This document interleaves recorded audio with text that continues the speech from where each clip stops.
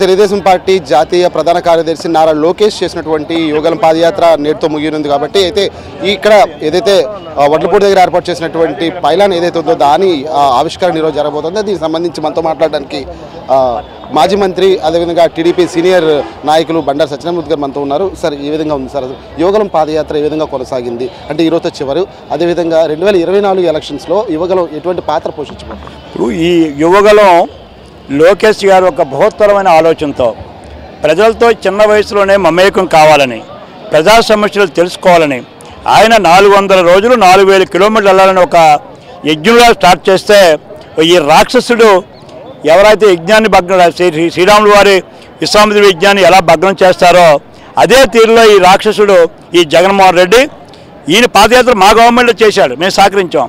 కానీ ఈవేళ లోకేష్ బాబు గారి పాదయాత్ర ఎన్ని అవంతరాలండి. బైక్ పర్మిషన్ లేకుండా, స్టేజ్ పర్మిషన్ లేకుండా, రూట్ పర్మిషన్ లేకుండా మట్ట మధ్యాహ్నం 52-54 డిగ్రీలు ఎండలో బెంచ్ మీద కూర్చొని మాట్లాడే పరిస్థితికి వచ్చాడు దుర్మార్గుడు. అయినా ఎక్కడ బెదరలేదు, భయపడలేదు. అనుకున్న దురదీక్షతో రాజుల వరకు వచ్చారు. ఈ రాజుల దగ్గరకు వచ్చేసరికి మహాబ్రహ్మరథం పట్టారు. రాయలసీమలో అనుకోని విజయాలు సాధించాం. ఎమ్మెల్సీని సొంత పులివెందుల ఎమ్మెల్సీ గెలిచాడు.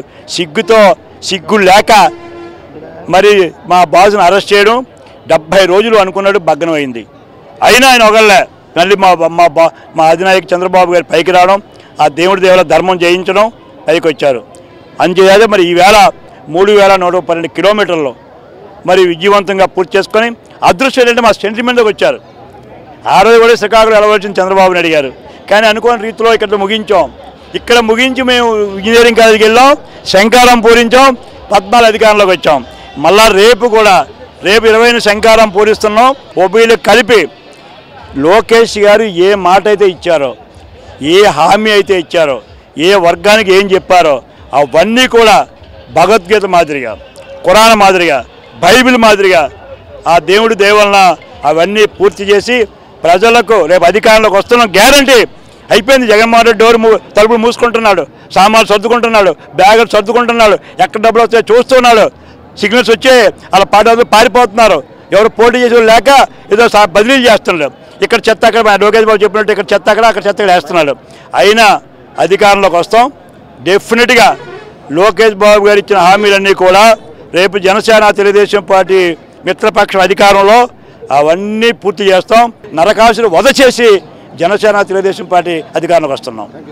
శ్రీని గారు మీరు చెప్పండి సార్, 20వ తారీఖు జరగబోయేటటువంటి భారీ బహిరంగ సభకు ఏర్పాట్లు విధంగా జరిగే అక్కడ ఎటువంటి సమీకరణలు జరగబోతున్నాయి? ట్రూలుగా ఎప్పుడు కూడా వినలేని ఒక యువకాలం ఎండింగ్ కాదు. తెలుగుదేశం పార్టీకి జగన్ గారు ఏటనుకున్నాడో 6 సీటు ఆడికి ఇరలేని పరిస్థితి.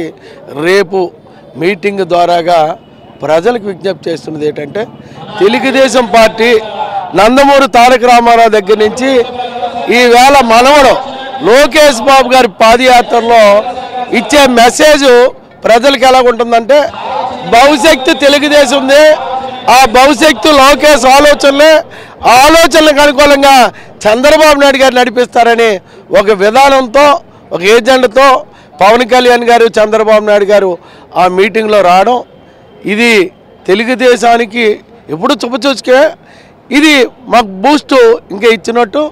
ఈవేళ జగన్కి అప్పుడే వెనకాతలు ఉన్న వాళ్ళందరూ పారిపోతున్నారు. ఈయన ఎక్కడికి వెళ్ళాలో తర్వాత ఆలోచించుకునే పరిస్థితి వస్తుంది. రేపు రాబోయే రోజుల్లో తెలుగుదేశం పార్టీ గెలుస్తుంది. తెలుగుదేశం పార్టీ గెలుపు కాదు, ఈ రాష్ట్రం బాగుపడుతుంది. యువగలం పాదయాత్రకు సంబంధించి మనతో మాట్లాడడానికి మాజీ మంత్రి సీనియర్ టీడీపీ నాయకులు అయ్యనపాత్ర గారు మనతో ఉన్నారు. సార్, యువగలం పాదయాత్ర ఈ విధంగా జరిగింది. ఈరోజు మనం ఉత్తరాంధ్రకు సంబంధించి ఏదైతే సెంటిమెంట్గా కూడా చాలామంది టీడీపీ మీలాంటి పెద్దవాళ్ళందరూ కూడా ఈరోజు సెంటిమెంట్గా భావిస్తున్నారు. ఈ విధంగా ఉండబోతుంది. 2024 ఎన్నికల్లో యువగలం ఎటువంటి పాత్ర పోషించబోతుంది? యువగలం స్టార్ట్ చేసే ముందు ఈ సైకో నా కొడుకులందరూ కూడా ఎటకారం చేశారా? చేశారు లేదా? చేసినప్పటికి కూడా బ్రహ్మాండంగా ప్రజల ఆధారంతో అన్ని వర్గాల వారు, యూత్, ఆడవాళ్ళు, అందరూ అన్ని కులస్తులు కూడా యువగలంలో పాల్గొని ఎన్ని ఇబ్బందులు పెట్టారండి. కేసులు పెట్టారు, రాళ్ళతో కొట్టారు, చెప్పులు వేశారు, అరెస్టులు చేశారు. ఇన్ని చేసినా సరే దిగ్విజయంగా మరి ఇక్కడ వరకు తీసుకొచ్చామంటే అది ప్రజల తాలూకు అభిమానం, ప్రజల తాలూకు ఆశీర్వాదం, ప్రజల్లో వచ్చిన మార్పు చాలా సక్సెస్ఫుల్గా అయింది. అయితే మేము ఎక్కడి నుంచి కాపు చేసామంటే శ్రీకాకుళం వరకు వెళ్ళాలి. ఎలక్షన్ అనౌన్స్ చేస్తున్నారు. 3 నెలలు ఉంది. ఇంకా ఎలక్షన్ డ్యూటీ వెళ్ళాలి, చాలా పనులు ఉంటాయి మనకి. అంచేత మేమంతా ఆలోచించేసి మళ్ళీ శ్రీకాకుళం వెళ్తే టైం చాలదు కాబట్టి చంద్రబాబు నాయుడు గారి టైంలో ఇక్కడే మనం ఫైల్ అని ఓపెన్ చేస్తాం. అంటే మాకు సెంటిమెంట్ ఇక్కడ ఓపెన్ చేసిన తర్వాత చంద్రబాబు ముఖ్యమంత్రి అయ్యాడు, అంటే మనకు సెంటిమెంట్గా ఉంటుంది కాబట్టి ఇక్కడే పెడదామని చెప్పి డిసైడ్ అయ్యాం. పాదయాత్ర వచ్చిన రూట్లో కొన్ని కాన్స్టిట్యున్సీలు కవర్ అవ్వలేదు, 75 కాన్స్టిట్యున్సీలు మిగిలిపోయాయి. లోకేష్ గారు రాలేపారు, రూట్ మ్యాప్ వచ్చింది కాబట్టి. అంచేది ఒక 15 రోజులు 20 రోజులు గ్యాప్ ఇచ్చి ఆ 75 కాన్స్టిట్యున్సీలు కూడా శ్రీకాకుళం నుంచి స్టార్ట్ చేసి రోజుకి 2 కాన్స్టిట్యున్సీల్లో ముఖ్య కార్యకర్తలు నాయకులతోటి ఒక మీటింగ్ పెట్టి ఉదయం ఒకటి సాయంత్రం పెట్టి 75 కాన్స్టిట్యున్సీ కవర్ చేయాలని చెప్పి డెసిషన్ తీసుకున్నాం. చూసాం కదా, ఏదైతే జరిగిందో పూర్తిగా ఒక కాన్స్టిట్యున్సీ ప్రకారం ముందుకు వెళ్తున్నాం. మిగిలినటువంటి నియోజకవర్గాలను కూడా పూర్తి చేస్తామని చెప్పి మంత్రి అయ్యన్న పాత్రుడు కూడా చెప్తున్నారు.